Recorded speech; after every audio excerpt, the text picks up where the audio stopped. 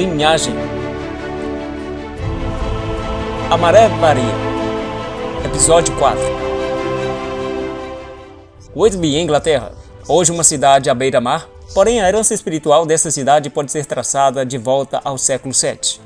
Em 656 o mosteiro foi fundado por Abbess Hilda, e em 663 a conferência de Whitby aconteceu aqui, entre os líderes da Igreja Céltica e os líderes da Igreja Católica, porém não sem confrontação.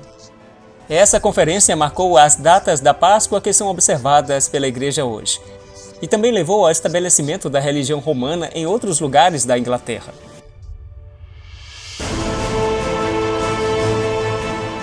Naquela época, nesta parte da Inglaterra, a Igreja Céltica era a fé dominante, por causa do trabalho missionário de Aidan, que tinha sido enviado de Iona. Essas pessoas acreditavam na Bíblia, eles guardavam o sábado e não reconheciam o papado como líder em assuntos espirituais.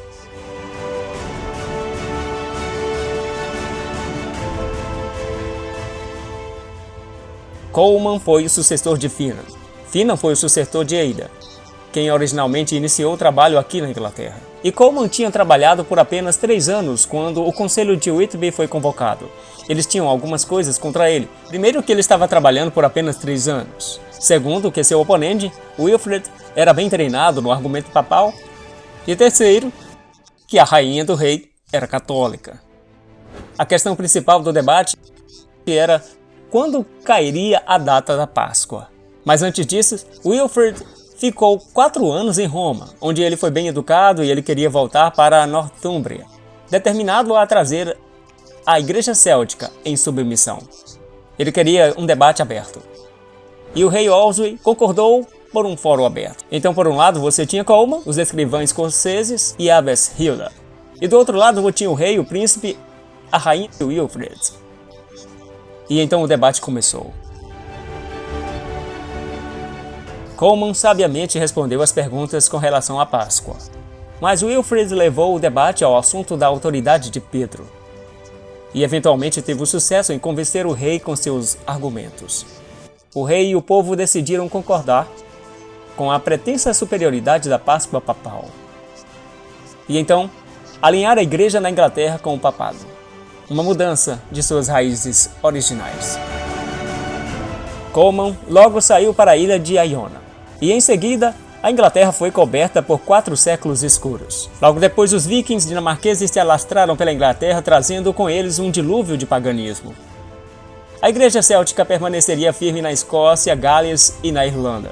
Mas mesmo na Inglaterra, seguidores da verdade persistiriam pelos séculos.